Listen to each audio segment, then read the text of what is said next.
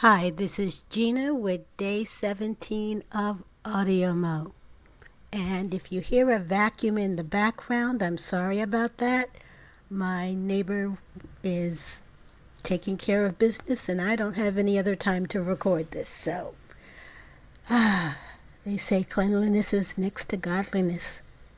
I wouldn't know about that. I'm a heathen. Anyway, I tell you, no one thinks about sex more than a holier-than-thou person. And I hope I can make this clear because this is a case where I have too much information to share and I have to remind myself to stay on topic.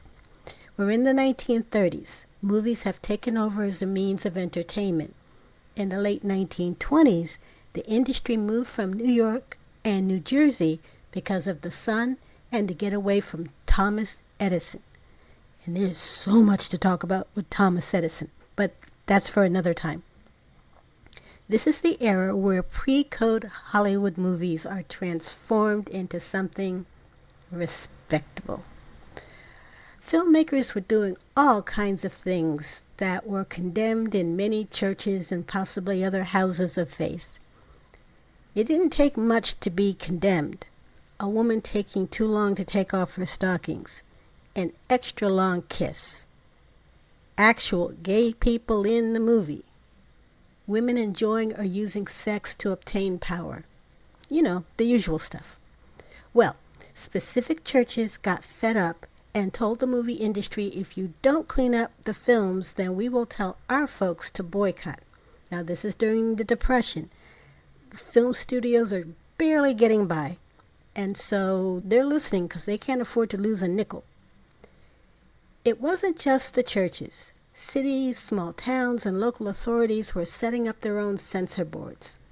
Producers had a choice: self-regulate or be nickeled to death fighting off multiple jurisdictions on what is and isn't acceptable.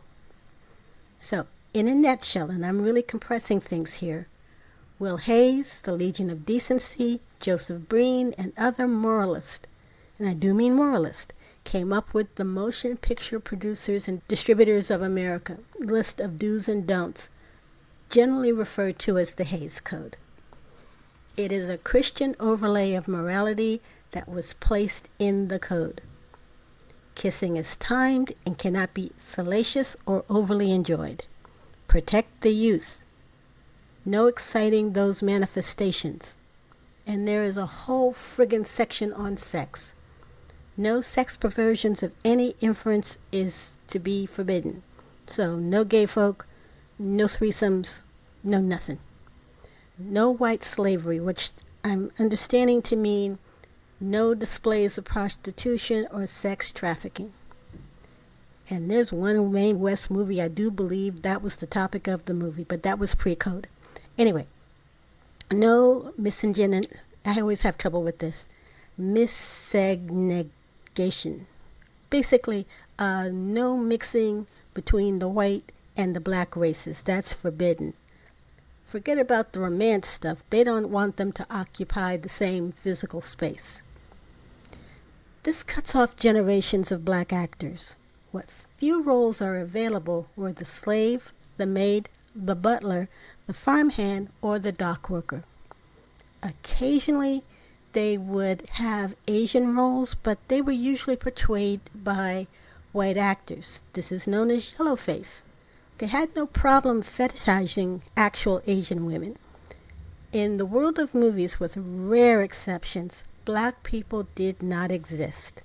Or they could be in the movie, but the movie would be constructed so that when the movie appeared in the South, for white audiences, those scenes could be removed without affecting the whole film.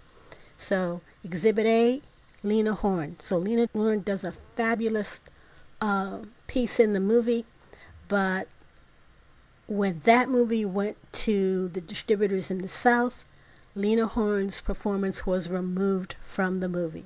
Same thing with the Nichols brothers. I do have to say that in 1956 version of the Hays Code, they did remove that section on race mixing, but they left everything else.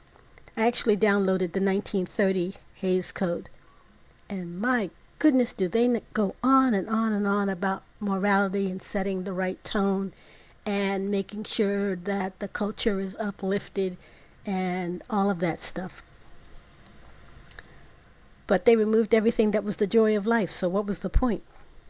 So, yeah, it took a long time to change that particular aspect of the code. So for movies from 1930 up until about 58, 59, where things slowly were changing. And I do mean slowly were changing. So yes, you had Gone with the Wind. And you had the mammy icon. But that was a permitted, sanctioned view of black people that was acceptable to the Hays Code. Anything else, it was really almost impossible. But the ancestors did not give up. And in the next episode, I want to talk about black folks creating their own films and their own distribution channels. Catch you tomorrow.